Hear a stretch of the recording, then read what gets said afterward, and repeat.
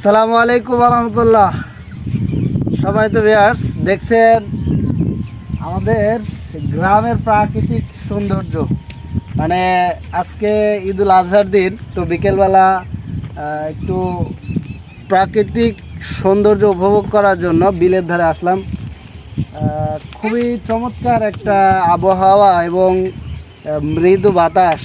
আসলে এখানে আসলে মনটা একবারেই শান্ত হয়ে যাবে এবং প্রকৃতির যে নিদর্শন, সুবহান আল্লাহ সুবহান আল্লাহ, এতটা ভালো লাগছে, মনটা রিফ্রেশ লাগছে। তো আপনারা যারা হাজারো ব্যস্ততার মধ্যে সবসময় সময় কাটান, এরকম বিকেলের টাইমে অবসর সময় একটু নদীর ধারে একটু নৌকা চড়া, যদিও আমরা নৌকা চড়তে আসছিলাম, নৌকাটা নষ্ট হয়ে গিয়েছে। তো এভাবে আসতে পারেন বা ঘুরতে পারেন, পরিবারের ছোট্ট বাচ্চাদের নিয়ে আসতে পারেন, তাহলে ওদের মনটা একটু ভালো থাকবে, খেলাধুলা করবে।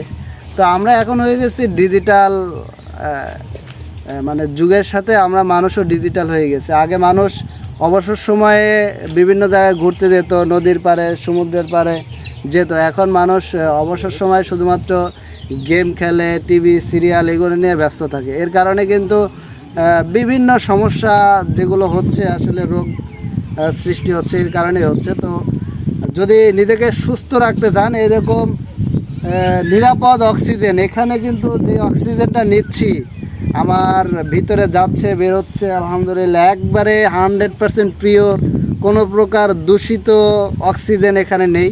তো এরকম সতেজ আবহাওয়া উপভোগ করতে হলে গ্রামে এই অবসর সময়ে একটু ঘুরতে বেরোবেন। সবাইকে অসংখ্য ধন্যবাদ। আসসালামু আলাইকুম রহমতুল্লাহ।